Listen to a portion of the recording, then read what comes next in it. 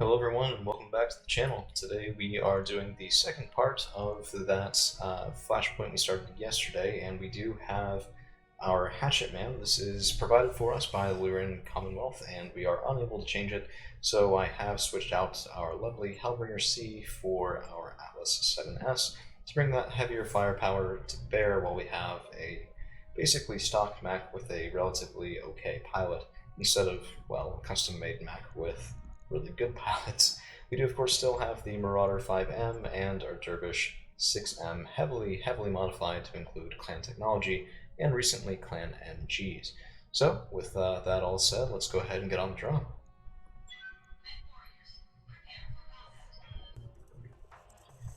Okay, so we've dropped in, and it looks like our Lyran Commonwealth liaison is saying that, well, the enemy drop has been confirmed. A large contingent of Lao reserves are en route to the mech bay at this moment, and they're eager to strike. So, we'll meet them with Hatchetman, and see what we can do. So this is our Hatchetman, carries an AC-10, double medium lasers. Go ahead and take a look in at him. Oh, give me a nice hatchet flip, please. Oh, come on. No, stop turning away. Hatchet flip, come on, hatchet flip. Ah, well, he does a very nice little flipping thing every once in a while. Could be when the mech is idle, not selected, that you'll really see it more often. We do, of course, have jump jets on here as well, although the range is rather limited. It's not terrible, so it is going to be more than your walk, less than your sprint for your jump. With that said, I think we're going to try to maintain a height advantage at least for a little bit. Let's go down the main ridge here. This will be particularly useful for our Atlas. And maybe we'll run to engage with the Dervish. I think that's a decent choice. So, just first glance, we have, let's see, a 50-tonner, 40-tonner, 30-tonner, and another 50-tonner. We should also have a second reinforcing group coming in addition to the Vanguard. So, let's let them move up toward us. We do not have any turret support, so no fire coming from our back lines to give us any bit of assistance. And that will be something we have to watch out for because, well, it could get ugly pretty quick. So let's sprint down here, and I really just want eyes on at this point. We don't really need to have a really good shot, and we won't have one as our opponents still have 8 evasion pips for a little while. We can't do the battle armor airdrop, and this is a bit of a bad thing about having that on the Dervish. It requires you to sit still for the entire turn, which I am, of course, loath to do. So let's go ahead and click done. Probably should have done it there. We'll see. If we can get the... Oh, okay. So, 2 chances for additional payout here, but we have to keep all the buildings alive to do it. So I'd very much like to accomplish that if we could. You know, maybe we'll run the Hatchetman down as well. That's just such awful chance to hit right there. It's terrible. It's completely horrible. Okay. What can we get? Let's engage the bracing cockpit and take a look. 76% chance is not bad. Of course, the light PPCs have unlimited ammunition as well, so I think we will pop Battle Lord for a little bit better accuracy. Let's go ahead and fire in the Vulcan. If we can destabilize him with a Thunderbolt. Come on, there we go. Oof. Ah, there's the kill. Ah, beautiful. Between this one and the last one, with our Atlas just munching through medium to heavy mechs in a single shot, that is just absolutely satisfying. Can't really ask for much better, at least not in my opinion. So let's get the Hatchetman continuing on the ridge for right now. He doesn't have anything to shoot at, that's not a problem. It's really not that much punch anyway. So let's see, 50-tonner moving around the side, can't get a shot on him. And my last one for the turn, they've done this pretty well actually. They've kept that Cyclone with ER PPC and double ER medium laser such that we can't hit it with good accuracy on this turn. Kudos. It's not every day you see the AI actually acting smart. So, because the AI has acted smart, we are of course going to be somewhat stupid, let them go first, and I want to drop that battle armor with the Dervish, so what's reserved for 5? They're not moving, they're still not moving, and looks like we've chased them all the way back down to initiative 1. So let's come up here, and we do have a very nice height advantage that will get us some latitude here. Punchback, lots of medium lasers. I'm more concerned about the Cyclone, to be honest. and still has precision strike in. Because our pilot is only okay, we don't get as much of a benefit, or bonus rather, to accuracy as we otherwise could, and return fire? Yeah, that's fine, that's alright. And hold on just a minute. Okay, so we have our dervish. Let's go. We could go right around. Oh man, I never actually use that battle armor airdrop, but that shot right there is why you don't necessarily need it. And if you don't need to do something, don't try it just because it's fancy or might work out to your favor ever so slightly. Usually a bad idea that can get you killed. So let's shoot him in the Cyclone again, 96.4% accuracy. Let's see if we can shoot through that already damaged side torso. There it is. There's the kill. Beautiful, beautiful. 4 salvageable parts. This is why we did move to the clan space to begin with. Our mechs are getting a little bit deadly for the normal opposition that we're going to see.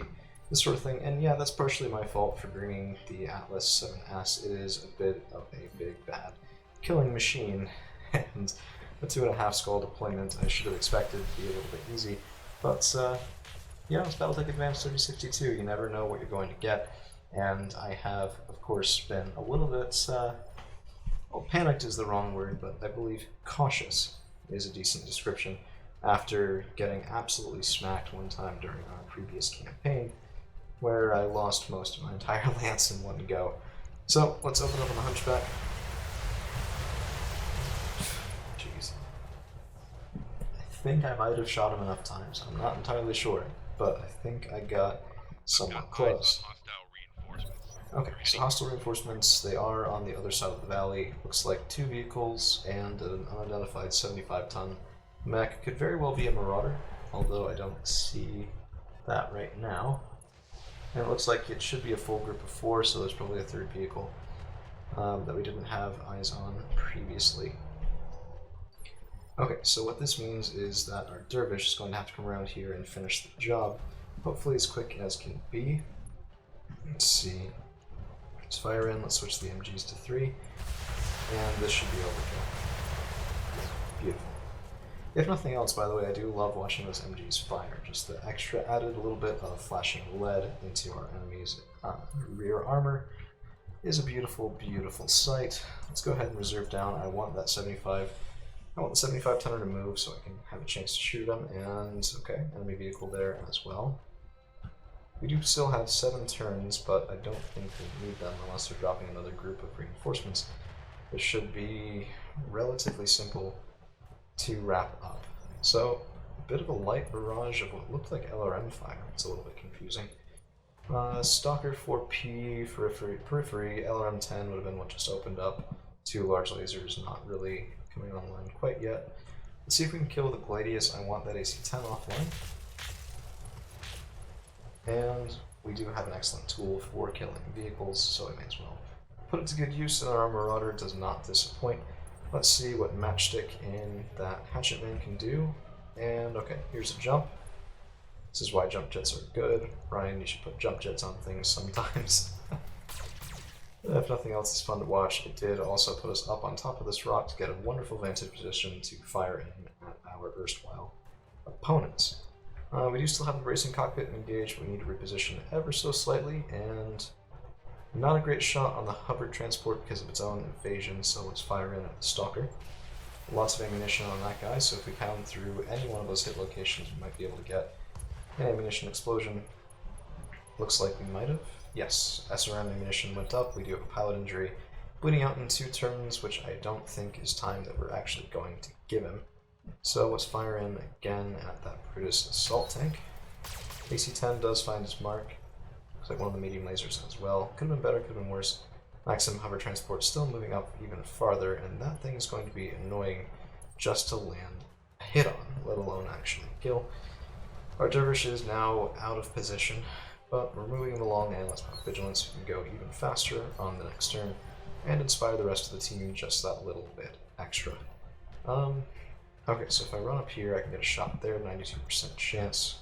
Or I can go, okay, so this is a bad percent chance to hit, but it's close to the best that I'm going to get and I have a precision strike.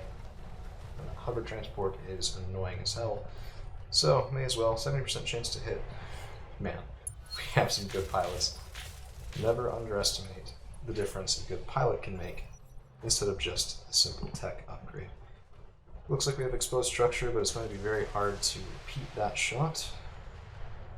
Just because we did roll the top turret, Stalker 4P shooting at the Hatchetman, who, of course, doesn't really care all that much. Brutus opening up. That we might have to care about. Not this turn, but to say that we're over and done with in the clear would be, of course, an exaggeration at this point. So, precision strike, and I want to see if we can kill the hover tank. I really don't like that we happen to land on top, but hey, there's the kill. Beautiful. And now we at least have a large annoyance off the field, and only 2 enemies remaining, so pretty decent whittling down of our opposition there, especially because the Stalker does have most of his armaments, well, not most, but at least half his armament offline from previous damage. So we're still chewing our way through the enemy on that back tank. Let's get the Dervish up. Hopefully we'll be over and done with before he gets to be useful. But never make that assumption. Always fight like you're going to need all of your resources all of the time.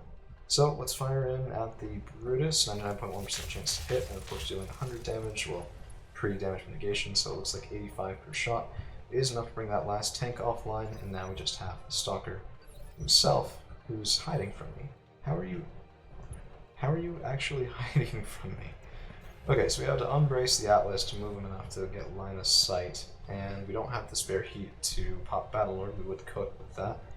So let's just do it anyway and turn off some of our guns, because we don't need all these light PPCs. We can fire 2 of them, and the Thunderbolts then have a better effect than if we had fired all of them without the pilot ability. So tons of pounding damage right with that Stalker. We do take out his right leg.